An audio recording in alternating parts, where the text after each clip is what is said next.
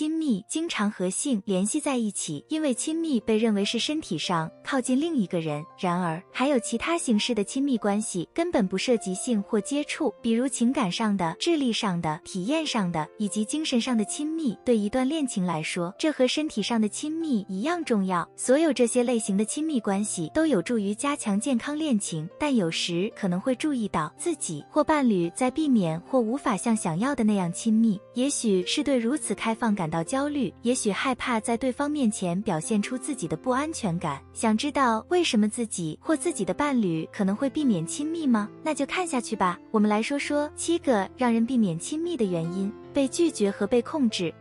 有些人避免亲密的原因可能是害怕被拒绝和被控制，这意味着他们害怕在恋情中失去自我、被控制或被支配。按心理学家、内化连接的联合创始人玛格丽特·保罗博士的说法，大多数人都有潜在的错误观念，当这些观念在恋情中被触发时，就会引起恐惧，从而导致控制、保护和逃避的行为。这些错误观念可能包括认为配不上伴侣，或需要为了你们的恋情放弃自己的一些东西。在这种情况下，沟通是关键，敞开心扉，去了解你和你伴侣的恐惧和潜在的错误观念时，恋情就会不断发展，这是件好事。被抛弃的恐惧。被定义为害怕被抛弃的大部分人都有不安全的依恋模式。心理治疗师沙曼·阿让说，这可能会成为与伴侣建立深入情感和亲密联系的障碍。同样，整体心理学家尼科尔·巴里尔说，不安全的依恋类型可能会导致对自己的需求和欲望能否得到满足感到焦虑，可能预料到被对方抛弃，以某种方式被伤害。巴里尔甚至说，一般这些依恋类型如果没有解决，会在成年后发挥作用，比如粘人的孩子通常会对伴侣表现出粘人，或者如果知道不能依赖照顾自己的人，可能成年后无法依赖伴侣。回避型人格障碍。根据精神疾病诊断与统计手册第5版 DSM-5 的定义，回避型人格障碍的特征是极度回避与社会互动，由害怕被拒绝和人际交往不足的感觉驱动。我相信在我们中间有很多人都会有这种感觉，对吧？这可能是为什么有许多人都会焦虑的原因。心理学家玛利亚·安德烈亚斯表示，这是基于遗传和环境共同作用的结果。研究表明，回避型人格障碍与神经质症相关，与外向程度负相关。这表明，这些人往往更焦虑、更恐惧，也更内向、更封闭。下一点，谈儿童性虐待，如果可能会受刺激，请跳过。儿童性虐待。根据治疗师温迪·马尔茨给出的定义，性虐待发生在一个人通过性活动或性暗示来支配和利用另一个人的时候。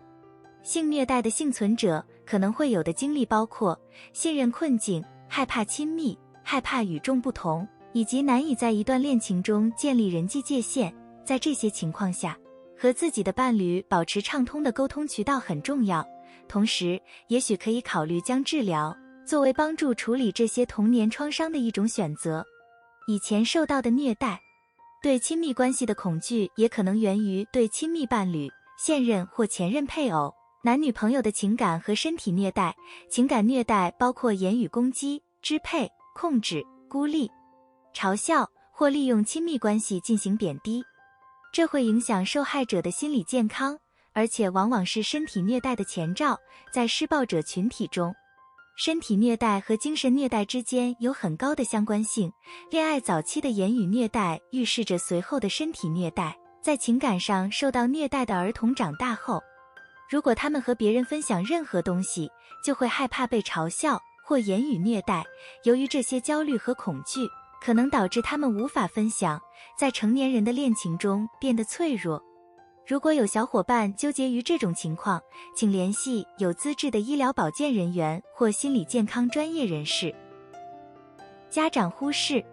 注册临床心理学家阿亚娜·艾布拉姆斯指出，一个人的依恋类型是指在一段恋情中表现的方式，这种方式基于小时候被照顾的方式。艾布拉姆斯指出，在与父母或照顾者的关系中感到不安全，会导致3种不同类型的依恋类型：逃避型、焦虑型和无序型。如果一个人有回避型依恋范儿，通常会避免亲密行为，这一般是由于照顾者在很大程度上没起到作用导致的。一项发表在国际性健康杂志上的研究发现，父母的缺失甚至可能导致日后性生活的困难。焦虑依恋型的人往往渴望亲密，它通常形成于一个孩子不称职的照顾者，他们并不总是在他们身边。如果你是无组织的依恋类型，往往既渴望亲密又避免亲密，这种情况往往发生在孩子成长过程中害怕照顾他们的人，这就是为什么它也被称为恐惧回避型依恋，而且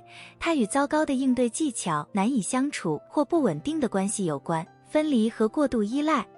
当恋情出现问题时，你会向父母寻求建议吗？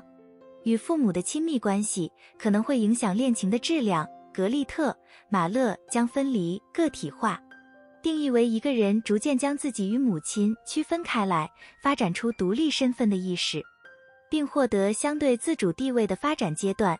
精神病学家赫尔姆·斯特林指出，与父母的亲密关系实际上可能最终会阻碍青少年的恋爱关系。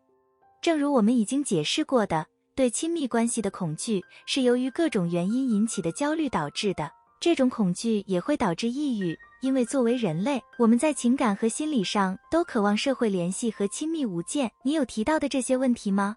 欢迎在下面评论区留言告诉我们。如果觉得这支影片有帮助，一定要点赞、订阅，并与可能从中受益的小伙伴分享。感谢收看，下支影片不见不散。